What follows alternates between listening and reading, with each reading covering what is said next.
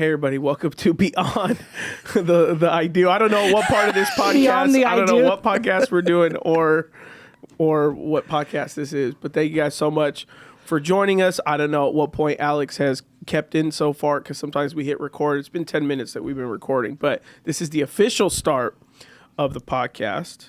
And I was just at my friend Vance's conference, like a business conference. It was called FlowCon, but it was hosted at my friend Pastor Adams, his pastor's church, Vive, in Silicon Valley. But I heard, not exaggerating, from over 20 people that they listen to this podcast. Really? Yeah. One girl told me her commute is every single day is over an hour. And she said, I listen to every single episode. Oh, I love that. She said she texted you. Her daughter pulling up a middle finger one time. Oh, yes. Yeah. And Or she Instagrammed you. And it was actually in their church files. So if Alizé was taking the picture, it was like as if Matthias was over. Her daughter at church on a Sunday gave the camera a middle like finger. This, and she goes, but her daughter thought it meant the peace sign. Yeah. But her daughter was dead straight face like this, and she's smiling like this. And over the mom's shoulder, has no idea, just holding her with the middle finger. I'm like, oh my God, this is the best. Yeah. It's the best. She told me she listens to the podcast all the time on her commute. So if she's listening right now, shout out. Shout out. And she said she thought that episode was so funny. And she I said hope her daughter found her second finger. Yeah, right. I know, yeah. So I hear from a lot of people up there, which was great. Yeah. Because normally I'm always just in our setting. And, you know, I know people in our community support the podcast really greatly, and that always means a lot. But being, you know, in Northern California and hearing legitimately from 20 other people that either watch Beyond the Letter or Beyond I Do or both, and how much they enjoy it and how meaningful it's been, you know, for their marriage or relationships if they're dating. It's been fun. And, it's been fun. It's really cool. Yeah, I was surprised by it. We've gotten some good stuff. We can get some bad stuff. Yeah. I met a guy from Alabama while I was over there. Really? Yeah, he's like, dude, your guys' podcast comes on my For You page all the time. And this is the first thing he knew right away. He's like, you do a podcast? I was like, yeah. And he was like, oh, I see your guys' stuff all the time on my For You page. I love it. I love that. I was like, thanks. He's a young guy in his early 20s. Awesome. Did you come back with the Tesla truck? Because thought about it. It was there. We got to see it. You didn't. It was very nice. This thing looks I've like had a Tonka reserved. truck. It's way too expensive, but I've thought about doing it for business purposes. So Interesting. Turo, what is it called? Turo. Yeah. Yeah. Get some money off of it. Yeah. Smart investment. Maybe nice. Maybe. One day. We'll see. Not in my that we driveway. never have done a episode. People loved the financial episode with Sanaz and Nathan. Oh yeah, that was great. They loved the finance episode. That one was fun. One we've never done, which is for a later date because I'm not in the mental capacity. Is and you got to prepare me then. You wouldn't be prepared for this one. It would be another one. You'd have no idea. It would be entrepreneurship business in marriages. Yes, I have a question for us from a listener. And this is pretty lengthy, so bear with us. Okay. It says, hello, Pastor Adam. So how did they submit it to you first? So you can find it in our notes with YouTube, or you can go to our Instagram, click the link. So anytime there's like a podcast, you guys put it in the show notes. Yep, in the show Anyone notes. can find it anyway. Anybody So it's our normal like submissions. Yes, normal submissions are... Cool. Yeah, relationship questions. Okay, so it says, hello, Pastor Adam and Ashley. Love what you guys are doing with the podcast. Thank you both for being so transparent. I am sharing a link to a TikTok that talks about being married to a man who has struggles with wandering eyes. I have found in my neighborhood group that there are many women who feel this way with their husbands, and though we talk about it, having conversations with their husbands, remembering that men struggle with things we don't. So the world's responses are always leave the man. He doesn't respect you. Divorce him. There's men out there who won't do this to you, which is wandering eyes, looking at other women. I just wanted to bring it up because as my group focuses on the hurts and pains of marriages, I found that this topic is very common even in the church. As we in the church are trying to keep the marriage intact and the world is leading them to divorce, maybe you guys can offer more thoughts and wisdom to this situation. Thank you guys. Keep killing it on the podcast. Blessings, Mesa family. Your sister in Christ, and she says her name. Okay, cool. Yeah, it's a great question. So it's definitely lengthy, but I mean, we all get the gist of it pretty fast. Yeah, actually, there's a TikTok link, so let me send it to. Oh, they sent a TikTok link. Yeah, based on the question, this is the reel that the lady sent in. Okay. Okay. So basically, it says when your husband checks out every girl. Oh, you're gonna have to start that over. No, I can see it. Oh, you got it. Okay. Yeah. 7. But those that are listening don't know. Yeah, I'm gonna read. Yeah, so she's basically saying like she's at dinner, she's filming herself, she's mad at her husband, and she's putting like captions over it, and she's basically saying like, I see my husband checking out every girl that walks by. I feel foolish, feel dumb. I try to laugh it off, but it really upsets me and hurts me. Even though you tried, it's not worth it. He gets defensive when she brings it up. Crazy how you act. Okay. Yeah, so we were watching, it had captions on it for those that are listening to us on your commute or anything else right now. So basically, yeah, it's a girl at a restaurant. She's filming herself. I'm sorry. Just imagining someone like pissed at their husband, like, hold on, let me set up my camera. I want to do a TikTok about how much of an idiot you are and how much I hate you. That's going to be good for our marriage. Just let me set it up real quick, and I'll talk about how much you disappoint me as a husband real quick. That'll really set you straight on making sure our marriage doesn't suck. I'm recording my TikTok. Hang on. Yeah. That's not weird. So she's filming herself at a restaurant.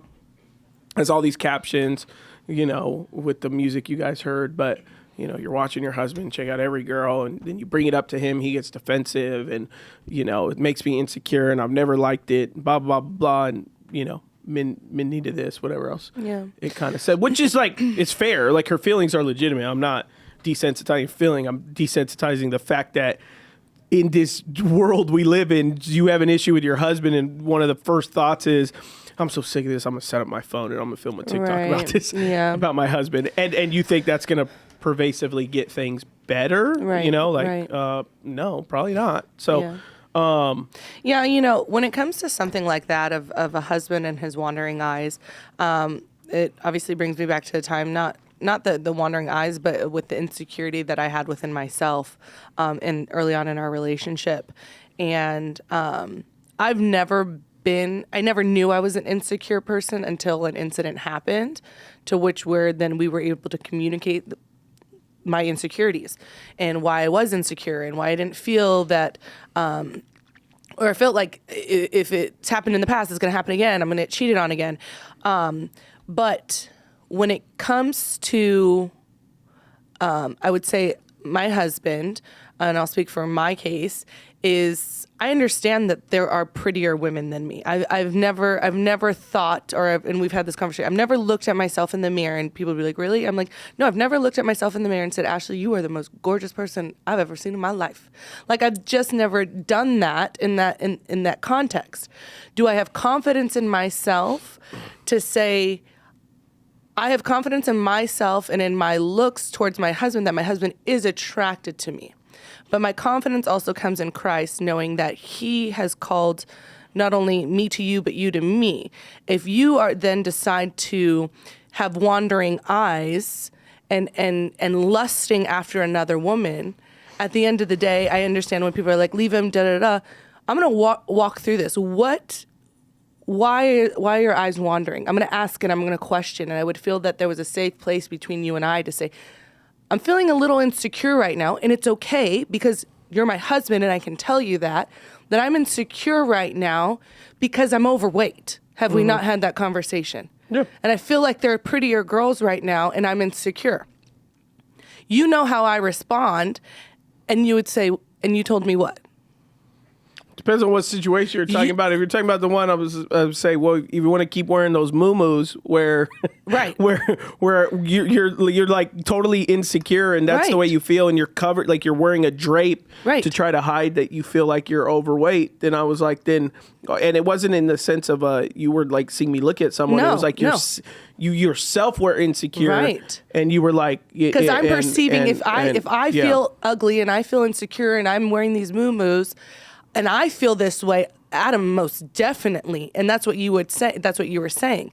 Our mouths and our thoughts get us caught up in these toggles to where I can already, as a woman with my insecurities, perceive something that's not even happening. Yep. Because I've talked myself into it. Yeah. If I think my husband has wandering eyes And let's just say, in some cases, women have said this statement, like, I feel like my husband has watering eyes, maybe because something has happened in the past. And something has where maybe an attraction has happened that you have seen, and he's allowed his flesh to overcome. And so you guys are in a situation where now you're trying to rebuild, but you still have those insecurities. Mm-hmm. That's where obviously the trust, the healing has to take place. But for a husband to have wandering eyes, if he's acting on it, then that's a red flag. If he has wandering eyes to look at a pretty woman, I would just say that it's just natural. Men are very visual. And we've had that conversation. It comes to even in the bedroom. It comes to how I dress and how I feel. If I dress to the nine and how I feel, you're more confident in me. Yeah. You're more confident in the way that it's not nine in a revealing sense. It's nine in you being confident in what you're wearing and like not trying to dress yourself to try to look or cover an insecurity. Right. And that's where and to me you'd have to define, like someone would have to define where my husband's wandering eyes, like is he following big booty Instagrams? Because we've counseled couples that legitimately follow. I'm not making a joke. No, I know some people laughed when I said that, but there are Instagrams called like big booty girls or whatever. And like we counsel couples that like, I caught my husband, he follows Brazilian, beach girls, blah, blah, blah. And he likes her photos. Mm-hmm. Well, that is now like you have to get involved with that stuff, that is where you need to call it out. Mm-hmm. That's where whether you need to move forward with counseling. Mm-hmm. I wouldn't say, and like this could get me in trouble, but I wouldn't say that is initially the onset of divorce worthy. No. I would even say pornography is not the initial, and I'm not trying to excuse anyone. Men and women struggle with pornography. Right. It's not just men. And so I wouldn't say those initial struggles, or if they're not struggling and they're just embracing it, aren't initial reasons for you to start processing a divorce. The reality is, unless you're a couple that saved yourself towards marriage, were virgins when you got married, and now you discover that your husband, wandering eyes, pornography addiction, post-marriage, then I would say that's something very serious to talk about, because that is a major breach of trust. Right. But let's just say couples go into a relationship, they were living together, they were having sex before they got married, they weren't virgins when they got married. Well, guess what? You're walking into a marriage with a massive amount of temptations that even you and I, when we got married, mm-hmm. we worked through all these things like that. We've been very honest with each other about certain things, that you are almost foolish if you think that you lived with this guy before you got married and you gave him sex whenever y'all wanted. And now that you have kids and now that body's changed or this has changed or life has changed, that you don't think that he's not going to have some type of sexual temptation. That for some reason you think that he's only going to choose you for the rest of your life. Now, I'm not excusing him. Mm-hmm, mm-hmm. But what I'm saying is if you have walked into your marriage in sin, you can't all of a sudden, now that you're married, be like, you can never sin again. Right. He has built a habit, and she has built her own habit. But guess what? The sins of the woman, in a woman's sense that isn't particularly like a man, those are forgivable sins. Mm-hmm. So a woman rubbing her coworker's shoulder at work, a woman leaning forward on the desk while her coworker is on the desk and like, well, he's looking. That's mm-hmm, on him, mm-hmm, that mm-hmm. he can see, my breasts, and mm-hmm. he's looking at them, mm-hmm. and he's looking longer, and that's my coworker. That's not me. And I'm not making this stuff. This is stuff I've heard. Yeah. Like as we've worked with couples where, oh, that laugh or that gaze or that whatever, that the girl says, that wasn't flirting, but for the man, oh, the man looking at a girl or the man watching pornography or the man, like to them, it has to be the most extreme version of it. But to a woman to say, no, that wasn't just a flirt. Oh, that rub on there, or that rub on that guy's back, that's a or that hug I gave my coworker, that like they know what is and isn't. Right. You know, those things can be innocent, right. but like you only know. And so for a man, like, I mean, I go to restaurants and my waitress will come and she'll be like, are you good, sweetie? She'll be young and like rub my back and I'll be like uncomfortable. Like not everywhere I go, but like there are times and I think to myself like, I'm not cool with that. Right. You know, right. But Absolutely. I don't want to make things uncomfortable, whatever. And they're doing it in a friendly way. But I'm just like, I'm not when a waitress calls me babe, like I'm not comfortable with that. Right. And and they're married. They'll have wedding rings. She'll be like, what do you need, babe? And I'll be like, for me, if Ashley Mesa called another man babe, like her and I would have some issues. So, you know, there are lines that are blurred. Everyone could do some self-reflection in this. There are lines that are, but because the guy was on Instagram or because the girl walked in with the thinnest yoga pants in America. And that scrunch with the booty. With that stupid little scrunch thing that looks like a thonged diaper. And he go like this, and you're at dinner, and she walk this, and he go like this, and then he's like, my dad has always talked about like bounce the eyes, and he's not saying it's okay to look. He's like, but those men being visual people, like you walk by and you're wearing God knows what, you're gonna turn. I mean, even Ashley, I catch her looking at girls. Like, does that mean Ashley struggled with her sexuality? No, we did it in Miami. You know, like, remember that girl? Yes, I was about to give that example. Okay, go ahead. No, so we're in Miami on a family vacation. We're there the day before we go on a family cruise, and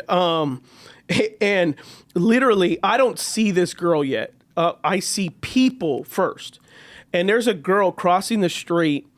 And she looks like one of those like South American fitness models, and she's wearing literally like the world's smallest sports bra. Like the world's smallest.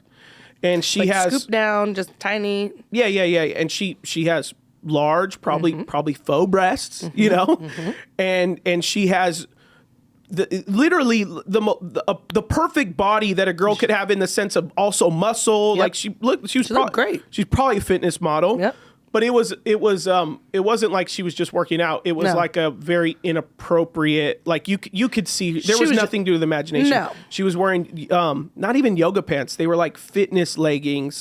That had the booty thing. It had the booty thing. Scrunch. It extension. But you could even see the front part of her. Like it was like everything. It was like crazy. It was like that, right? And so we're all walking, and I see literally 30 people as this girl's crossing the street, and they're just like, but even men and women. And then I stopped because I got in the crew because I was like, and I would say maybe some people are appreciating, like maybe some men are appreciating in an aroused way, but also a lot of people you could tell are also like, why is she wearing that? Shock. You know, like this is like we were in like Louis Vuitton was there. There was like I'm like it was just a regular outdoor mall. It was like Victoria Gardens if you live where we live. It's an outdoor mall. Yeah, you know. So, but I was like, she gonna walk in a store like that? All right. Just like it wasn't working out. But a lot of people dress like that in Miami. A lot of people dress like that in Miami. During that time, so they all turn and look, and I go.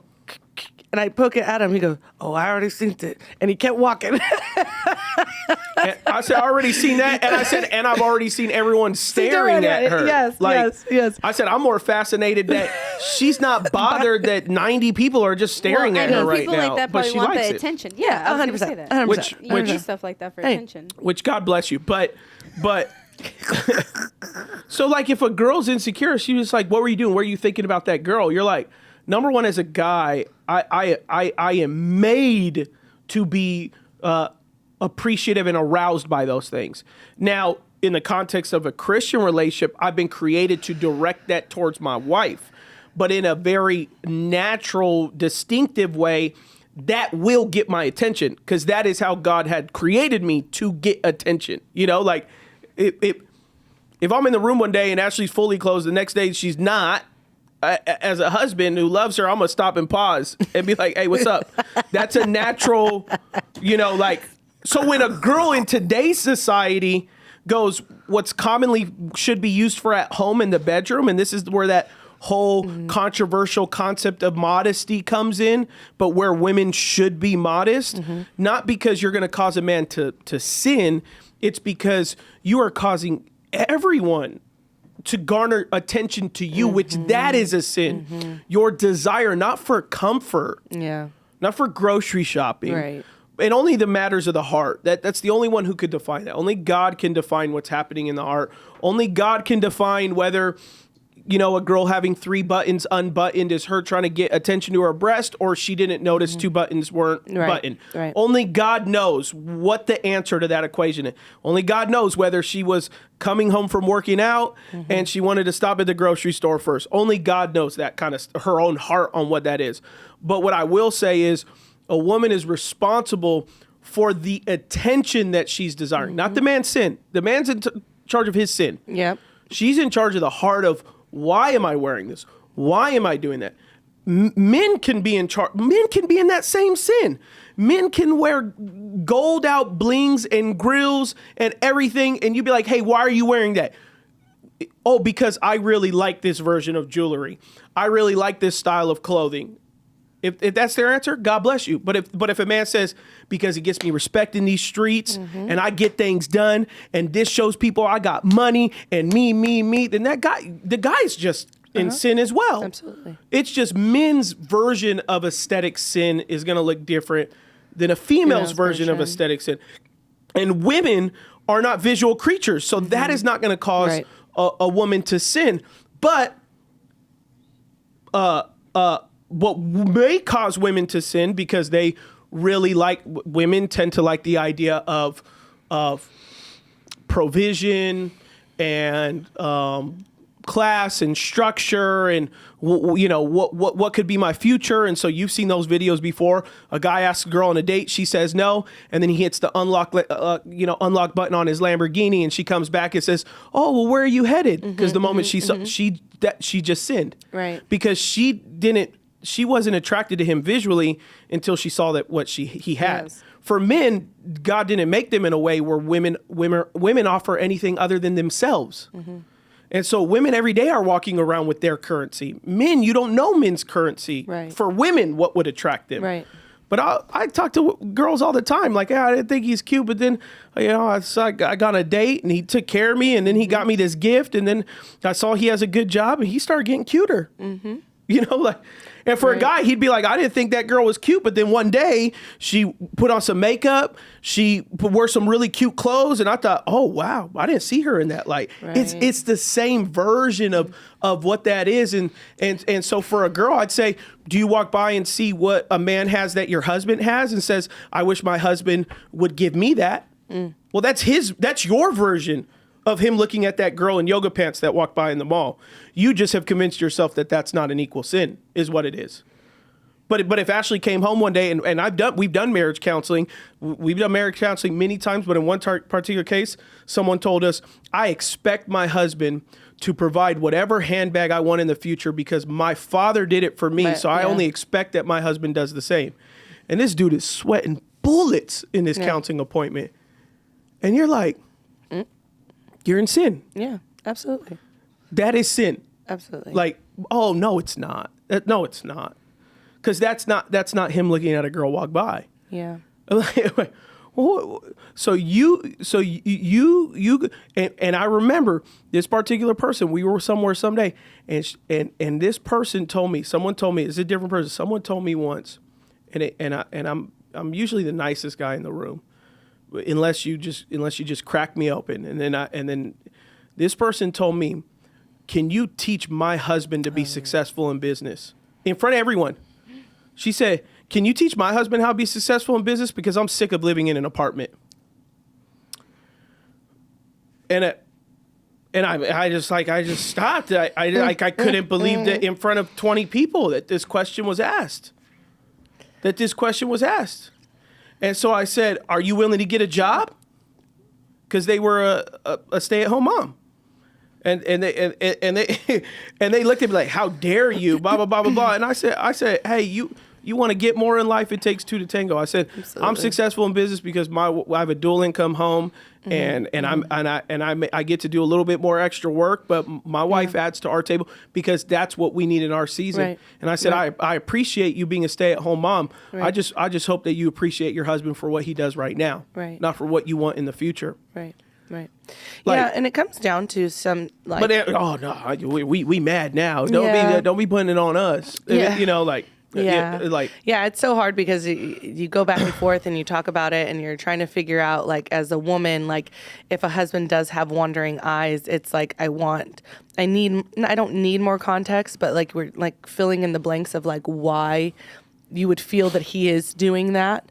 And I know that a lot of the times that we've had conversations too with other women where they haven't felt themselves, because like you said, women, you have kids, your body changes, you change, you get wrinkles in your butt, you get cellulite in your butt, you get older, you're not as perky as you used to be, and you may have gained a little bit of weight. And so I think when you get to that point in your relationship, are you starting to manipulate the conversation or manipulate the narrative? Is he really bouncing his eyes around, or is he really have wandering eyes, or is he just looking around? Yeah. You know what I mean? Because I mean, I think there's a difference between, is he a flirt? Right. Like when you're out with your husband, is he like, how's your day doing? What are you up to later? And you're right there as a wife, then yeah, he's a dog. Right. Like you got to address this. But 100%. like this girl in the video said every girl that walks by. Right. I would highly doubt that every girl's. I would say every girl probably that is wearing things that it probably accentuate her body are grabbing his attention when they walk by. Now, is that okay? No, I'm not saying that's okay. No. I'm just saying that it's an extreme example to say everywhere we go and every time we're somewhere, you meet, and if he is, then you have all right to go and go get counseling and threaten this dude or whatever. If every time a girl walks by, if he's like this, his tongue's out, and he's just like, and then the next girl walks by and he's like this. If you're listening to this on audio, I'm like acting like I'm like tongue out, and I'm like follow, and he's like this, and then she's talking to him, and he got food in his mouth, and he's like, ooh. But like if even guys walk by, like pay attention to the next time guys look at far more like other guys than they do girls many times. Not always, but many times we're like we'll watch a guy first. Like, is he a threat? He's crazy. Oh, I like his boots. I like, you're doing that kind of stuff, like. I don't know how people, and this may be a negative thing, because I've done it after obviously the healing part of things, but I've always just done it naturally. We're people watch. I like to people watch. I look people up and down. I look at what you're wearing, look at your dusty shoes, look at your toe up shirt, look at your crusty teeth, whatever it is. But how many times do I nudge you and I'll be like, look, no, great, look. Yeah. And either it's a big old fake booty. That we sometimes big old fake. And every time I'm like, I don't want to see that stupid stuff. Not because I'm attracted. It's like, this is stupid. Why are people wearing, like, why are y'all wearing stuff like but this? But so that I may not be a help to the sense of like. I mean, help. I'm not struggling, but it's just. I think that's women, like women who are maybe a little more comfortable with themselves. Because we have a lot of friends who struggle with insecurities, and we have friends who are more comfortable. The wives who tend to be more comfortable tend to be more fascinated, and then they treat their husband a little bit more like a girlfriend as well at times. So this is like Aaron and Erica. So they'll be like, look at this girl, almost like you would your friend to be like, can you believe she's wearing that? Or would you wear that? And like, so you say it in that context because you have over the years been able to reconcile and be more comfortable with the way God has made you, but also you weren't comfortable with your weight, and so you did something about it. Absolutely. Start working out 5 days a week and all that kind of stuff like that. And so as you became more comfortable, then you started to be like, you treat me as a friend and be like, oh, look at, but when you were not confident, you would have never done something like that. No. Because you never want me to look at a girl like that, because you would think, I bet Adam prefers her, But then that goes back to isn't really in your thought, level isn't in your thought anymore. So a lot of this may draw, and she was honest in that video. She said she is insecure about those things, and they bother her, but you can't necessarily let your insecurity drive what makes you angry. You have to in a very honest way say, hey, is there a character issue? So if a guy's following, these accounts, OnlyFans or whatever on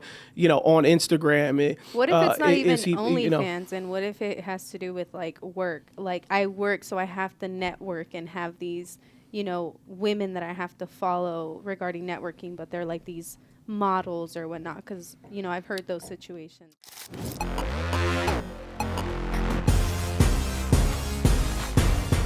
All right, everybody, welcome to our advertisement. Yeah. So you're watching our episode. We did a short break. Yep.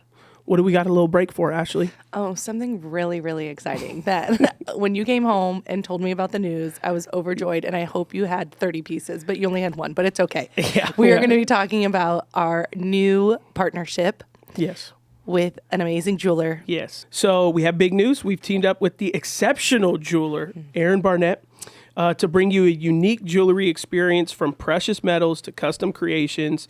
Aaron has it all, whether you're treating yourself or surprising a loved one. So it could be for you or someone you love, okay?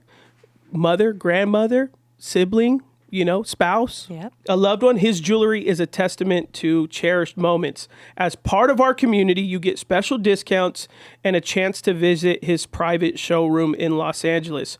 So for anniversaries, birthdays, or just because, discover Aaron's jewelry in our show notes.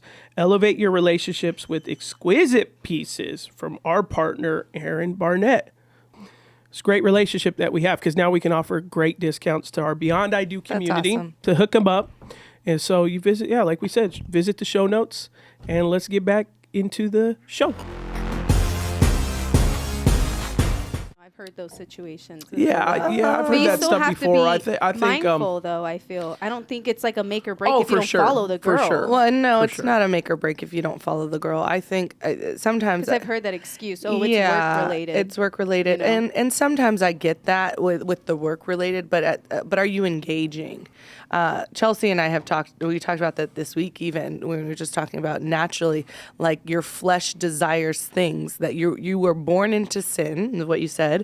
You're born into sin, so naturally your flesh is going to desire the things that are not of God, which is sin. So unless you are acting on it, then you're in sin. So if you're acting on it and your flesh is desiring this, you are in sin. But if you're just saying like, hey, I have to follow these and I'm just going to let you know and be honest and upfront, they're muted and I mute their stories, I mute their posts, but I'm following them. Then you don't have to look at anything. Then nothing of an attraction, because you know that your flesh is going to desire that, because you internally may not have to outwardly say it. I am attracted to this person, but I'm not going to allow my flesh to act on it. Because there are many people that I'm sure come across on Instagram, like I work with a wide variety of entrepreneurs. It's very rare that someone in their field would have to follow someone you don't have to, for a work related thing. That's kind of a cop out on that case. Communicating or like talking to or going to an event, that's a different thing. But there's other people there and hopefully there's a level of honesty that's happening. But the idea of like, I have to DM this person or this person have to DM me or I got to follow them or whatever, like that's kind of like I've worked in marketing. I know people that have worked in real estate and everything. Like it's kind of a falsehood to think that Instagram or something else other than like a LinkedIn is really the true business thing. And they don't do any of that type of friendly discourse on LinkedIn. So I think that tends to be a cop-out of the level of like, oh, I enjoy flirting or whatever, and that's my excuse for it. I think there are reasons for it, but I think they are very rare compared to what is actually required or needed or what a guy should do to not only protect his heart, but protect his marriage. And to me, losing a client, if I was married, dating, maybe something's different. But I was married, losing a client for the sake of the peace for my marriage. I wouldn't care much about how much you're making. That would make sense. That for the peace of your marriage, that you'd be willing to say, hey, I don't care if we're not talking at night because I got to go to dinner with this girl. Like, or I got to DM this girl and me acting like I'm interested in her and us sending gifts to each other as a way of my work and us keeping us. It's like, bro, just just cut that off. That's not going to lead towards anything, it can't lead to anything good. And it could just be an emotional, negative thing that could lead to an emotional affair, not a physical one. And so I think if there is guys, because I meet them at times, and there's even sometimes guys in church that I have to have conversations with that I'll be talking to them, and a girl will walk by in church that's still part of her discipleship process. And so she still, even really dresses inappropriate to church. And I'll see guys and they'll stare. They're not bouncing, they're staring. And I'll be like, bro, you got to figure that out. They'll be like, what? Yeah, I'm like, come on, man. I saw that girl 20 feet ago walking by. You didn't have to look that long. Your mind went somewhere. You need to straighten that up. So if you have a husband that's doing that, then yeah, that is an issue, and that should be talked about. And if he gets defensive, you should bring up, there should be counseling. But you also have to be willing, as the wife, to do the work either of forgiveness or the work of hey, what do you need from me as your spouse to help you with this? Right. Right. Because you having sex with your husband once only every 5 weeks isn't going to help his struggle with that. No. And so that's not to say you should give every time he asks. There should be, the Bible says in 1 Corinthians, husband and wife should come together and discuss about how one and each other should give their bodies unto each other. And it says, but do not get in a place where you deny your spouse of your body. And so, must be nice that a girl gets to have an emotional affair whenever she wants, but a guy can't have. The moment he gets a physical one, he's going to get divorced. And that does not excuse either of them. It just shows that they both express their dissatisfaction in a marriage in very different ways. So you have to be aware of that. And marriages are meant to help each other to grow in Christ, not to hinder each other grow in Christ. And so if your spouse is weak in something, and guess what, pornography or womanizing could be a weakness for them, that you should hopefully be willing to walk through a discipleship process with your spouse to say, hey, talk to me, share with me. Let me know when you're struggling. Let me know. It's not automatic like you told me, or or I found out, and you're a dog. You're the most disgusting person in the world. You go to hell. Because that's normally where the conversation goes. First, seek understanding. First desire, if you choose, to help your spouse walk in wholeness, and only they can choose to walk in it. But you can help your spouse, because you could be a fellow person in Christ that can walk your spouse through it. And also as a wife, you do hold, or a husband, because there are husbands whose wives are addicted to these things, or pornography or flirting or whatever it may be. Help your spouse walk through those things. See if they can be restored in Christ. Understand that it's not always about you and their dissatisfaction about you. Some of this is addiction. Some of this is illness, mental illness. Some of this is trauma. I was molested as a teenager, and so I started a pornography addiction. And so it's okay, so to cut out pornography also means you need healing from molestation. So this is a deep, deep rabbit hole we have to go down and find deliverance and freedom. So there's a bunch of churches all around the United States that deal with freedom and very healthy versions of deliverance that doesn't equal you just convulsing on the ground of an altar. Because I meet people all the time that are like, I'm going to go to this deliverance thing, and then they fall on the altar and they shake, kick, and scream. And the next day they go, I've been delivered. And then by Friday, they're struggling with this again. Because that's not just that can be an expression of deliverance, but that doesn't just equal the expression of deliverance. Right. Accountability, repentance, confession, community, scripture reading, scripture confession, prayer every single day. These are weapons that you can use in your arsenal to walk in freedom, in those ways. And so, first, I would say, it was a great question. Say, hey, this happens in our Christian community. There's a difference between bouncing your wandering eyes to, planting a fat flag with your eyes, and hopefully, a woman can tell the difference between the two, and not just easily be offended that a girl who should not be dressing the way she is publicly is garnering attention from people's eyes. Right. Now, wherever that guy takes it mentally or in his heart, that is between him and God and can go to sin. But that doesn't immediately mean it is sin. Right. Right. Just like when a golden retriever walks by and I look at it, doesn't mean that Rooster's not my dog anymore. And my Doberman is going to be like, so you like golden retrievers?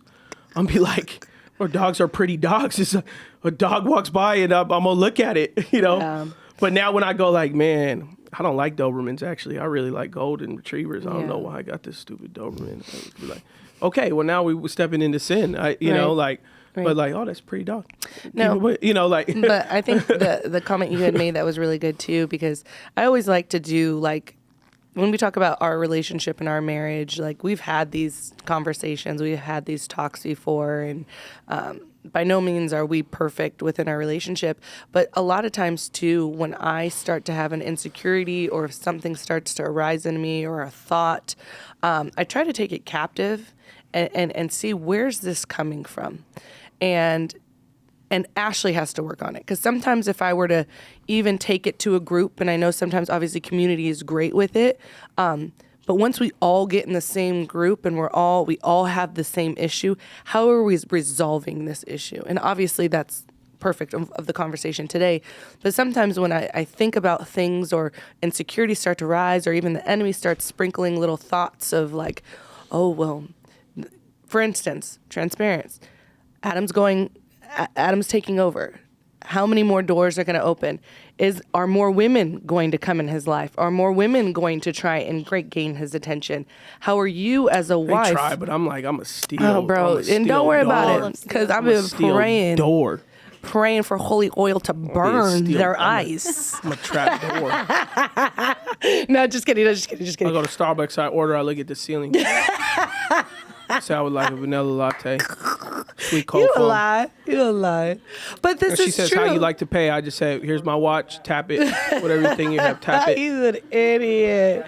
He's so dumb. No, that's what I just said. I just said in a group text. He did. They said because my brother Nathan just got a little heart and a smiley face on his Starbucks cup recently. And he put in our group checks, he said, Sanaz, you better watch out. Some girl at Starbucks got her eye on me. And Sanaz said, fool, that's the first girl to ever hit on you in your life. And I said, see, that's where all you men have it messed up. And Phil knows. I order on the app. When I back out of my house, I say, order the latte thing or whatever. And I walk in, I don't look at nobody. I look down at the ground or up at the sky. And then I get to the little counter with all the drinks that were mobile order. And I look for my name. I grab it. And I look back up. I heard you're training Rooster to go get your drink order. Hopefully, at some point. No, but this is truth. This is something that I feel like the enemy will try to stir your emotions and your thoughts and where you're going and what you're doing. And as a husband having a different position, and I mean, this could be a husband in a job that's predominantly woman-based or anything like that. The enemy tries to stir you up, like I said, to your own narrative, to where as a wife, I have to take that captive and I need to pray on it. And I need to pray, is it coming from a spirit of fear? Is it coming in a spirit of anxiety? Is it coming in a spirit of doubt? And release it to God and say, God, I need to release this to you because you've given me this man. I trust this man. I've prayed for this man. And you are going to protect him because you're protecting me. Yeah. And you're going to protect me through this. And so for me, it's making sure before I release it to anyone else of my concerns and my thoughts, have I first taken my concern to God and say, God, this is a concern of mine. Do I need to address my husband and say in this next season, do we need to have a talk about boundaries with what it is, which we've already done a great job, not to say it is, but what if something does arise? You know, I was like, what's she talking about? No, I know, but I'm just saying, like, we have had these conversations. Like, I'm a most steel trap person. I'm like, I'll bring a guy with me everywhere that I go. I stay in hotel rooms with guys, like. Which we've done, but that's what I'm saying. We have done. Yeah. So, like, if you are a man and you know that you're caught in a position, make sure you always have someone by your side to say, hey, bro, I've seen the way Isabel's been looking at me, bro, and I can't have that. Mm-hmm. So I need you as either a single man or as my bro to pull me out of that situation to where I'm not caught in the situation. And I'm not caught. I don't want to be put in the situation. So help me, whatever that may be. Keep your captive your thoughts and make sure that that you take it to God. You got to make sure that you're staying prayed up, because the lies that will continually to be fed to you, to manifest, you genuinely will make yourself sick, to make yourself think something that is not there. Yeah. And I could totally get in that situation to say, like, you're on a platform. Oh yeah, Ashley, go check his DMs. Are you not? That buzz in the middle of the night when you woke up? What is that? There are so many things. Not that you have done anything to me. Yeah, that's my Nest camera driveway. Somebody drove by the driveway. This idiot. See, I can't even finish. But these are things that you like we emotionally can get caught up in nonsense. Yeah. And to say, if you reflect back on how well your husband has treated you or how well your spouse has treated you, are you giving them room for grace? Are you giving them room to for forgiveness from the past? Are you giving them a room to even breathe before you jump down their throat with something that hasn't even happened? But you had made a great point too, because even with that, taking my thoughts captive, I also, as a wife too, have a reflection on how am I towards my husband physically? Mm-hmm. And that's something that has been topic of conversation for us the last, I would say, 5 years, to where it is a constant thought because of your one text message where I said, I am going to make sure my husband's eyes don't wander and they're only on me. And that is not to say, oh, it's my job. No, he should already do it. But I also, let me give you a little nudge so you ain't going to look at nobody else. I think the question is, and I think it could go on flip sides, is like, for the wife to the husband is saying, asking a question, are you being fulfilled in this marriage physically? Yeah. If you want your husband to receive feedback, then you take feedback. Right. Say, are you fulfilled physically? Right. Open up that conversation, that door, and if he says, yeah, I am, thank you so much, blah, blah, blah, blah. If he's like, well, no, because blah, blah, blah, blah, blah. And you roll your eyes. Oh, you're so stupid. That's a lot. Well, that's exactly what we just did it 5 days ago. Yeah, and that's exactly what he did when you called him out for looking at girls. Right. It's like, and so that kind of, it's like the shoe goes on both feet. Right. And so if you want him to be receptive to criticism about apparently his wandering eyes, like, you need to open up the path to not say that those things are tied together, and just by you being more intimate with him, it's going to fix those things. Yeah. If he has a problem, he has a problem. Doesn't matter how much sex he gets. Right. It's still going to drive a problem because he has a habit. So if you're a guy that does have an over-sexualized self, over a physical self that is overtly either flirting or in your heart, you check out women, you follow pages, you watch pornography, then you have to get to a place where you welcome accountability. There's apps for your phone. Download the apps. Sometimes you got to delete Instagram from your entire life. Sometimes sometimes you got to do a husband and wife Instagram. You don't have no personal one. I mean, sometimes you have to do those things if you are a womanizer, if you have addictions in those areas of sexuality, in sexual stuff. And so that stuff should be done. Right. But if you were to tell me, Adam, I don't like the way you always look at girls when they walk by or something like that, my first honest instinct was to be like, I don't think I do that. But then my second instinct would say, why does my wife feel that way? And so I wouldn't just be like, Ashley, you're crazy. I would then go, why does Ashley feel like I'm looking at women all the time? And then I have to ask myself, am I looking at women all the time? Right. And if I am, then I have to be honest with that. And I have to either deal with what it is, what I'm holding in my heart that I have to release. Right. I have to repent. Right. And then I also have to address. And you have to reassure your spouse to say, this isn't because I'm not attracted to you, and this isn't because there isn't an attraction. It's because, honestly, if this was me and you talking, it would be like, it's not because of you. It's not because of my attraction with you. It's because I'm a piece of crap that can't get over my addictions, and my sin is ever before me. You can use whatever language you use, but I'm a piece of crap. I have to work on this. If you're willing to be patient with me, I promise you I will be intentional with it. If you're patient with me, I promise you I will get help. I will go to therapy. I will download a course. I will download apps. I will not work with that client anymore. Right. I will, whatever it is, right? You have to reassure your spouse to say, hey, I will take steps to make sure this doesn't happen again, or that I'm fighting for it. If you're willing to be patient with me, I'm going to work on it. And if you're not, then, I'm going to take whatever hit that comes with that because it's my fault, right? That's probably what a husband could do.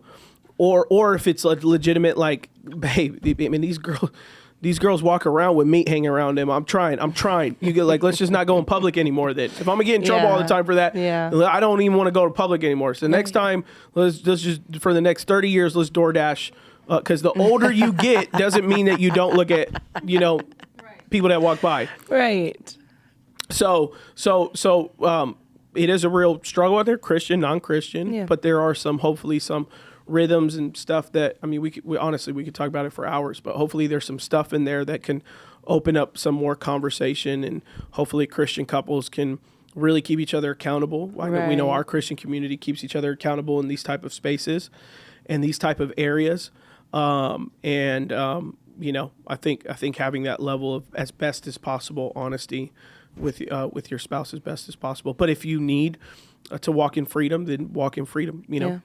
Church of the Highlands has courses called Freedom. If you're a part of our community, we have a program called Forward that helps with some deliverance. It's not going to pinpoint your exact issue, but it's going to help you discover what deliverance looks like and how you can walk in freedom and move forward.